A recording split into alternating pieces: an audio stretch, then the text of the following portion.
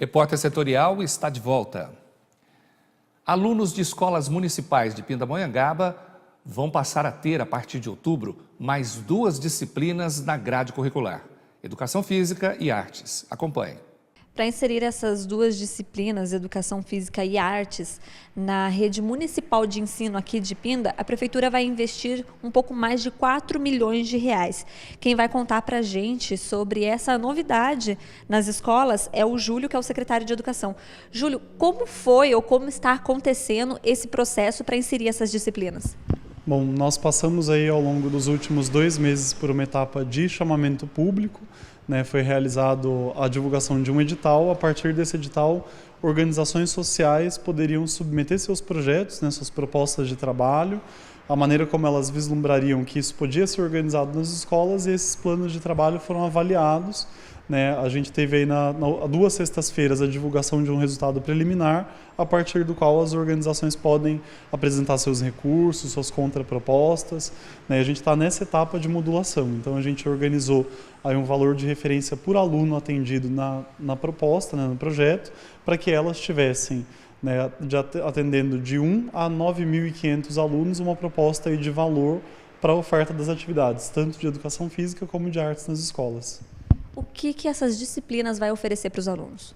Bom, hoje a gente sente uma defasagem muito grande no currículo da rede municipal, já é uma reivindicação antiga dos professores, que especialistas possam contribuir, ou que a gente tenha pelo menos um olhar um pouco diversificado e especializado para essas 2 disciplinas. Então a gente vai efetivamente trabalhar com as modalidades de educação física, com as linguagens artísticas. Isso a gente sabe que contribui muito para o desenvolvimento integral do ser humano, especialmente das crianças que estão na rede municipal.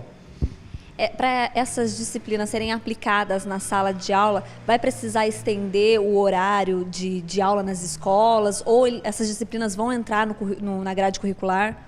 Não, o horário ele não vai ser estendido, As nossas professoras passam a usufruir de um direito de horário de planejamento, de trabalho conjunto, de pesquisa, correção de prova, para que esses professores entrem sem alteração na grade curricular dos alunos. Júlio, explica para a gente como esses 4 milhões vão ser investidos nessas 2 disciplinas. Bom, nós temos aí uma proposta de um plano de trabalho de 12 meses, então eles se diluem ao longo dos 12 meses, e as organizações vencedoras do edital de chamamento público fazem aí a distribuição desses 4 milhões e 700 mil ao longo de 12 meses na organização, tanto dos seus professores de educação física, professores de artes, as suas atividades complementares. Várias delas propuseram atividades de contrapartida, então elas têm aí toda a administração desse recurso, até para compra de materiais também. Muito obrigada, Júlio. Essas aulas devem começar a acontecer nas escolas municipais aqui de Pinda a partir de outubro. Carolina Silva, de Pindamonhangaba, para o Repórter Setorial.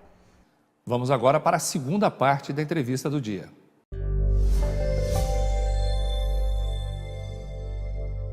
Eu fico aqui impressionado, porque depois da porta arrombada surgem todas as versões do mundo. 87% da verba da UFRJ aplicada em folha de pagamento e nada para manutenção, para o cuidado. Agora está todo mundo procurando culpado, Levantou o tapete, apareceu a poeira toda embaixo do tapete. E, na verdade, todos temos culpa, Assim, essa culpa do que aconteceu é de todos nós e da sociedade. Agora apareceu um estudo que teve mais brasileiro visitando o Museu do Louvre do que o Museu Nacional. Então, a culpa é toda nossa. E o pior, tem piadinha já também. Tem mais gente visitando o museu, menos gente visitando o museu do que se visitaria se fosse numa cervejaria. Exatamente. E a piadinha, será que ainda vai ter feriado? Isso retrata muito. Já que a lei que reconheceu a independência pegou fogo, então não tem vai ter mais 7 de feriado. setembro. É coisa de Ótima, brasileiro Pia, mesmo. coisa de brasileiro. E daí o que acontece? É claro que a universidade gestora, ela não é a única responsável, mas é claro que ela tem responsabilidade. Então a gente pega, além da folha de pagamento, e agora vai aparecendo, eles captaram entre 2016 e 2017, se eu não me engano, 2 milhões para uma rádio universitária. Sendo que hoje em dia, com a internet e um celular, qualquer um faz rádio. Eu entendo que tem que ter, que é um laboratório do curso e tudo bem, mas ok, foi capaz de captar 2 milhões para uma rádio, mas não houve interesse de fazer a captação E daí a gente tem outras histórias paralelas. 41 milhões até junho, que foi liberado, e 17 milhões captado pela Itaú Cultural. Exatamente. E nada. Mas aí a gente tem histórias muito mais. Cerca de 20 anos atrás, o Banco Mundial quis incorporar o Museu Nacional e o UFRJ não aceitou. Verdade. Né, que saísse da asa dela, porque daí ia sair da asa dela e ia virar uma administração autônoma. Dava 80 milhões para fazer uma fundação do museu. E não se interessou, seja lá pela politicagem. É claro que tem politicagem, né, por trás. Só que daí a gente tem que pensar também... O pior é quando aceita e o dinheiro não chega no lugar. De lugar nenhum, né? A gente tem, por exemplo, você falou do museu, isso está acontecendo com os museus no Brasil inteiro. Isso é nítido que isso não é importante, não é relevante. O fato da verba ter caído, né, de 2015, 2016, 2017, e esse ano ter recebido 10% da verba mínima que o museu precisava para se manter. O sistema de incêndio não estava funcionando. Isso é um reflexo do que está acontecendo, e vou até pegar a nossa região. Tem 39 museus no Vale do Paraíba. A maioria das pessoas desconhece isso, fala 39 museus. Sim, 39 museus. Desses 39 museus da nossa região, quantos nós já visitamos? Inclusive um de história natural muito interessante em Taubaté, que mostra a pré-história taubatiana. Exatamente. O pessoal não faz ideia disso. A gente tem museu de antropologia em Jacareí, a gente tem museus históricos incríveis no fundo do vale. A gente tem um dos maiores museus da região em Pindamonhangaba, e as pessoas passam em frente e nem entram.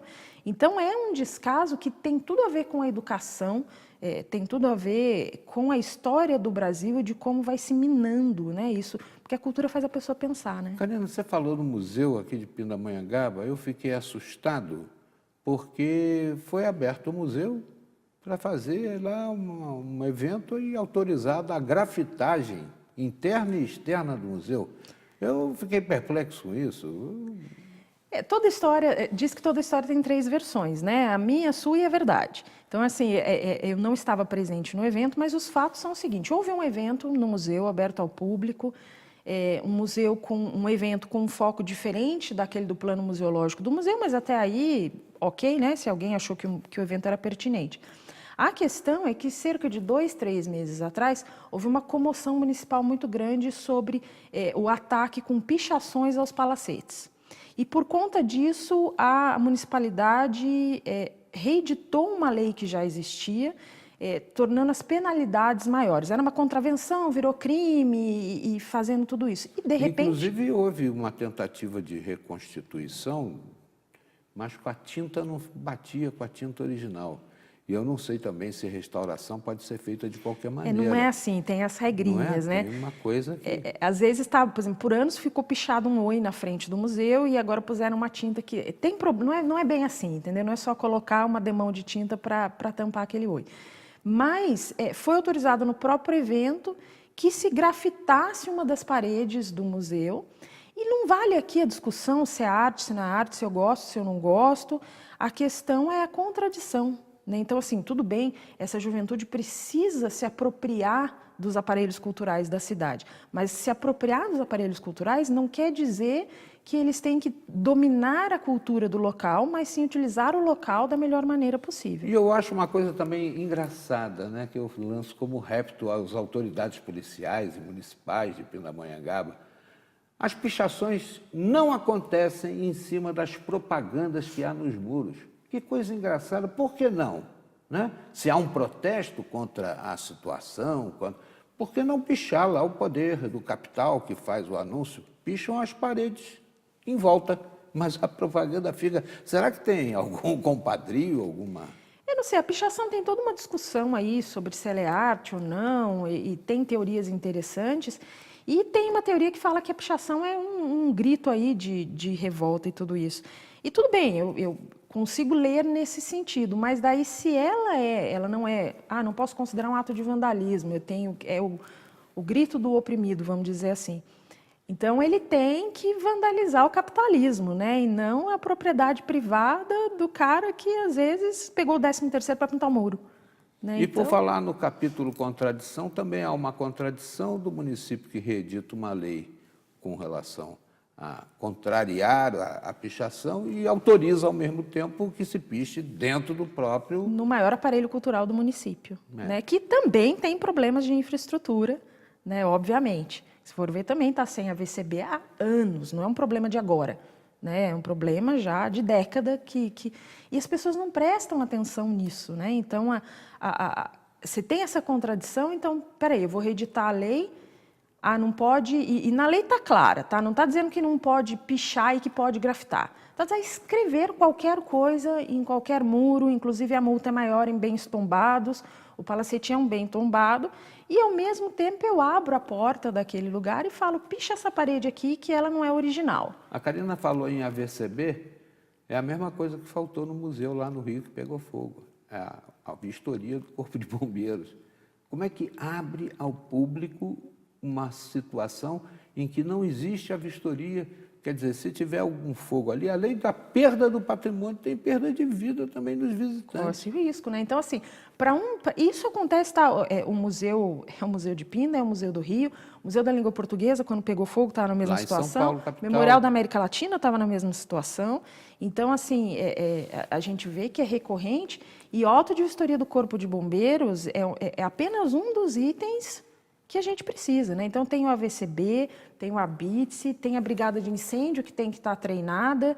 Então, por exemplo, se você está no museu e começa a pegar fogo, você vai correr perto do extintor mais próximo ou você vai sair correndo, né? Porque, então, se você tem um treinamento de brigadista, é você que é o cara que vai lá pegar o extintor. Agora, se você não tem, o que você vai fazer? Vai ficar aí, não sei. Eu, Karina, mal consigo abrir um extintor. Mal tenho força para abrir um extintor. Então, vou ficar... Então, como é que você vai respeitar o patrimônio cultural se a gente não tem nenhum embasamento por trás disso, né? Então, o desrespeito já é um plano de ação de longa duração. Amigos, depois do Agora é Cinzas, né, nós vamos passar a ter um museu de réplicas. Isso, não sei se vale a pena até fazer. Vai recomeçar tudo, né? Não é mais o mesmo museu. Então, assim, ok, vamos restaurar a edificação de uma outra forma, ela estava precisando, mas já não é mais o mesmo prédio, e nós vamos ter a iconografia, vamos reproduzir, vamos ganhar doações, mas não tem, nada recupera. É o que eu falo, esses 10 milhões milagrosos que apareceram agora, eles não resolvem o problema. Triste demais, minha gente, mas que pelo menos sirva de alerta para Rio de Janeiro e para o Brasil inteiro, que temos que ter manutenção periódica, conservação, porque, do contrário, o gasto é muito maior e a tristeza é inimaginável.